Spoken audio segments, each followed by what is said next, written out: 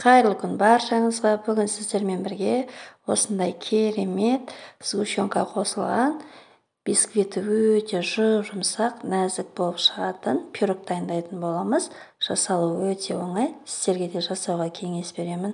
Міндетті түрде жасап көріңіздер. Балаларға да, үлкендерге де ұнайтынына 100% сенімдімін. Шаймен ішкенге өте керемет тәттілердің бірі болып табылады. Менімен бірге болыңыздар. Ең алдымен қажетті заттарымыз ол: құрғақ ыдысымызға 4 жұмыртқамызды жарып салып, үстіне қантымызды салып, осылай венчиктің немесе миксердің көмегімен жақсылап ағарғанша араластыратын боламыз. Міне жұмыртқалы массамыз ағарды. Енді кезекте осындай сгущенкамызды салатын боламыз. Сгущенкаларыңыздың сапалысын алғандарыңыз дұрыс. Міне осындай қою болса, өте дәмді болып шығады. Тағы да жақсылап араластырып аламыз. Толық рецепті төменде описание бөліміне қалдырып кетемін достар. Сол жерден қарап жасай берсеңіздер болады. Келесі кезекте сұйық майымызды құямыз. Сұйық майларыңыз міндетті түрде иіссіз болуы керек. Тағы да жақсылап араластыратын боламыз. Алдын ала мен ұнымды електен өткізіп дайындап қойдым. Ұнымды екіге бөліп саламын. Бірден салып жібермейсіздер. Және осындай қопсытқыш саламыз 1 шай қасық. Және ванилин болса ванилин, немесе ванилин қантын салай берсеңіздер жарай береді. 1 шай қасық толтырмай ванилин салатын боламыз. Құрғақ қоспаларымызды салып болған соң, жақсылап тағы да араластыратын боламыз. Қалған ұнымызды тағы да салып жібереміз.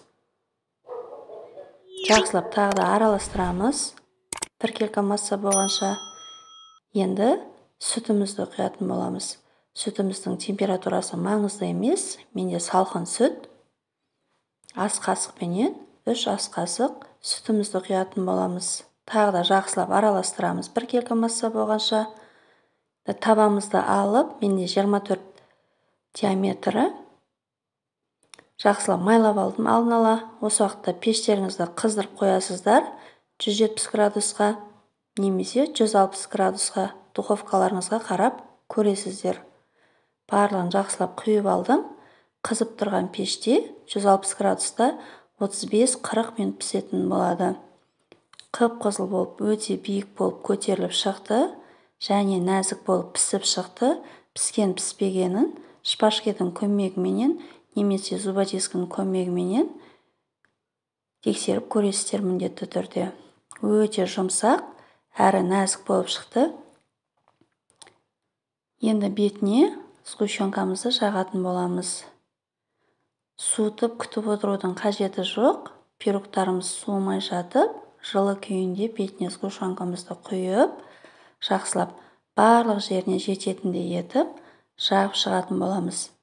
Және сіздерде жаңғақ немесе шоколад болса, сгущенкамызды толықтай жағып болғаннан кейін үстінен сүйіп шықсаңыздар болады. Одан сайын керемет дәмді болып шығатын болады. Достар, міндетті түрде жасап көріңіздер.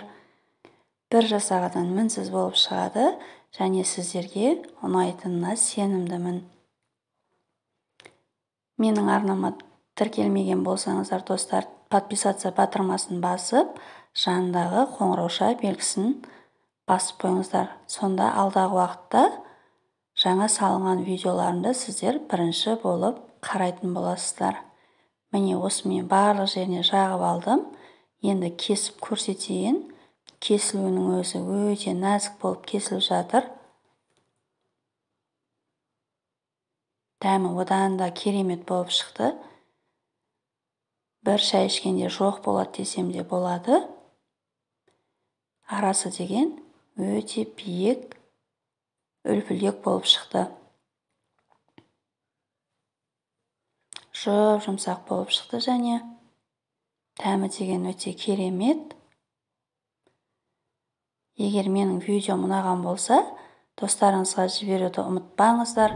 Және каналыма тіркеліп, қоңырауша белгісін басып кетіңіздер. Назарларыңызға көп рахмет. Сіздерге де ас болсын. Сау болыңыздар.